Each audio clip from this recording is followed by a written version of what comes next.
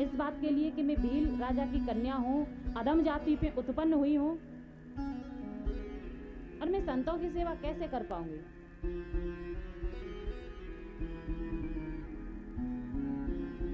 पर सवरी ने मन में विचार करते हुए जो उनका भाव था, दिव्य भाव था, उसको पूरा करने के लिए विचार किया कि भले ही मैं प्रत्यक्ष रूप से सामने संतों की शरण में न जा पाऊं और उनकी सामने सेवा न कर पाऊं, लेकिन फिर भी प्रयास करूंगी।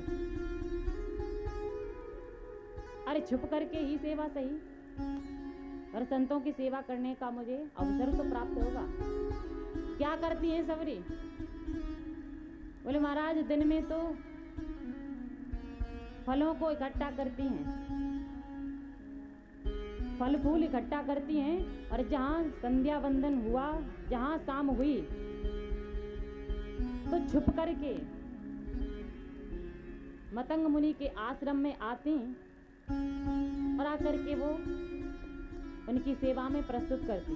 मतंग मुनि के पीछे जब वो सो जाते थे, तब दिन में तो फल फूल इकट्ठा किया, और रात्रि में मतंग मुनि के सो जाने के बाद उन्हीं के पास वह रख देती।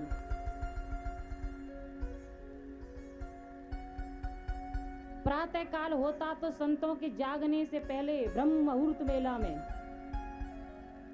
जिस मार्ग से संत जाते थे सरोवर में स्नान करने के लिए, उस मार्ग में सवरी अपनी केसों से उस मार्ग को स्वच्छ करते हैं। जितने भी कंकड़ पत्थर होते थे ना, अपने केसों से उनको हटाती थी, झाड़ती थी। प्रतिदिन का ये नियम था सवरी का। गुप्त रूप से सेवा कर रही थी संतों की। अब सभी संत आश्चर्य में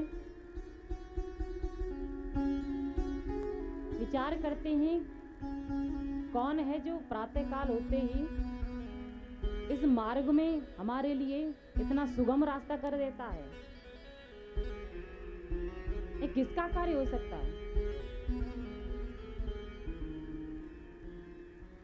मतंग मुनि ने मन में विचार किया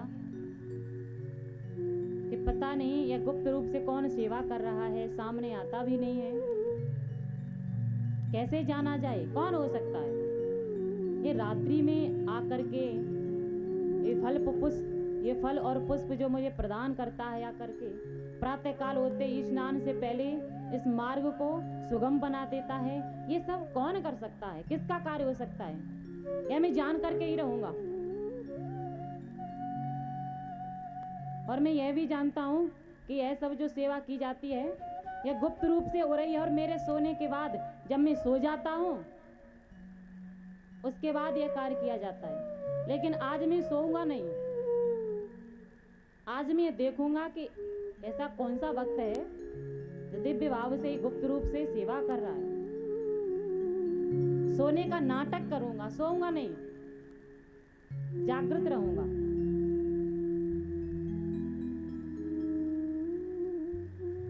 मतंग मुनि ने मन में विचार किया, और जहां रात्रि हुई, सवरी का तो वही अपना एक काम कि दिन में फल और फूल इकट्ठे करती और रात्रि में मौका पाते ही, अवसर पाते ही रख देती। तो अब तक जैसा करती चली आई थी सवरी, अब की बार क्या हुआ, जहां रात्रि हुई सभी संत मुनि अपने अपने विश्राम कक्ष में पहुंचे, आश्रम में विश्राम करने लग गए। पर मतंग मुनि का जो आश्रम था, विश्राम करने के लिए जैसे लेटे, सोने का नाटक किया, नेत्र बंद कर लिए, जैसे कि लगे कि संत जी सो रहे हैं, पर वो सो नहीं रहे थे, वो तो सोने का नाटक कर रहे थे। सबरी धीरे से आई, छुपके से आई, और संत जी के पास में धीरे से जैसे ही वो फल और पुष्प रख ही रही थी, अचानक मतंग मुनि ने नेत्र खोले, पूछ लिया अरे बेटी तुम कौन हो, और ये गुप्त रूप से जो तुम मेरी सेवा कर रही हो, क्या यह तुम्हारा ही कार्य है? इतने दिनों से जो मैं ये देखता चला रहा हूं, तुम कौन हो, क्या परिचय है तुम्हारा? सबरी जी तो घबरा गई, लगा कि संत जी ने मुझे पकड़ लिया, अब न जाने क्या दंड देंगे। व्याकुल हो गई थी, उन्हें लगा कि मैं अधम जाति में उत्पन्न हुई हूं, संत कहीं मुझे अपने चरणों से दूर ना कर दें, कहीं कुछ भला बुरा ना कहें। घबरा उठी, व्याकुल हो गई। पर मतंग मुनि ने कहा कि बेटी घबराओ मत, सही सही बताओ कि तुम कौन हो, क्या यह तुम्हारा ही काम है? सबरी ने कहा कि भगवान, यह बात सत्य है, यह कार्य मेरा ही है। अब तक जो मैं करती चली आई हूं, यह सब मैंने ही किया है, और मेरा नाम सबरी है। मेरे मन में यह दिव्य भाव प्रकट हुआ कि मैं आप सभी संतों की सेवा करूं, पर मन इस कारण से डर रहा था कि न जाने कहीं आप हमें ठुकरा न दें, कहीं अपने चरणों से अलग न कर दें। मन में संत सेवा का भाव तो बहुत प्रकट हो रहा था, लेकिन गुप्त रूप से मैं आपकी सेवा करने में तत्पर थी।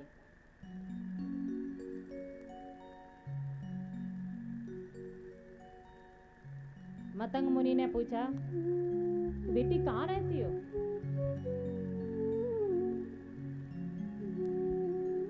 सबरी ने कहा कि महाराज, इसी जंगल में झाड़ के ऊपर रहती हूँ, कहीं कोई ऐसा स्थान नहीं है, और गुप्त रूप से आपकी सेवा करती रहती हूँ। मैं भील राजा की कन्या हूँ, अधम जाति में पैदा हुई हूँ, और मेरे मन में यह भाव है कि मैं आप सभी संतों की सेवा करूं। मतंग मुनि ने मन में विचार किया कि भले ही ये जाति से हीन है, पर कर्म से हीन नहीं है।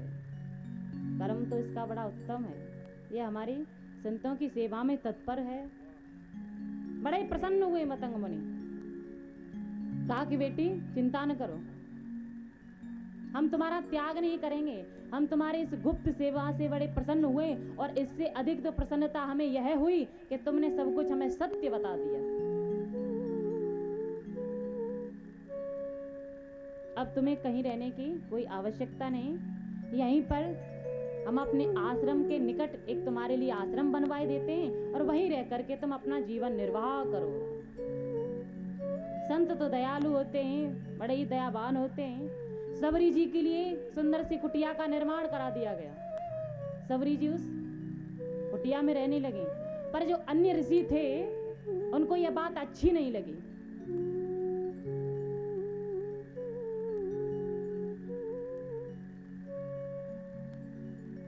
उन्होंने मतंग मुनि से कहा कि गुरुजी, यह कौन स्त्री है, और आपने इसको रहने के लिए यहाँ व्यवस्था की है, इसके लिए कुटिया बनवाई है, यह सब हमें अच्छा नहीं लगता।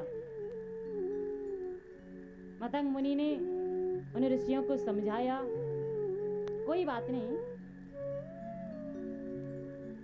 यह भी तो एक जीव है, यह भी तो एक भगवान का भक्त ही है। ये देवी स्वरूपा जो गुप्त रूप से बताइए हम संतों की सेवा करती चली आई है। अरे आप लोगों को ऐसा विचार नहीं करना चाहिए, अगर हमारी शरण में आ गई है तो हमें इसकी रक्षा करनी चाहिए। कोई बात नहीं। सबरी उस कुटिया पर रह करके अपने गुरु मतंग मुनि का आशीर्वाद लेते हुए उनकी सेवा करती रही। धीरे धीरे अवसर व्यतीत होने लगा।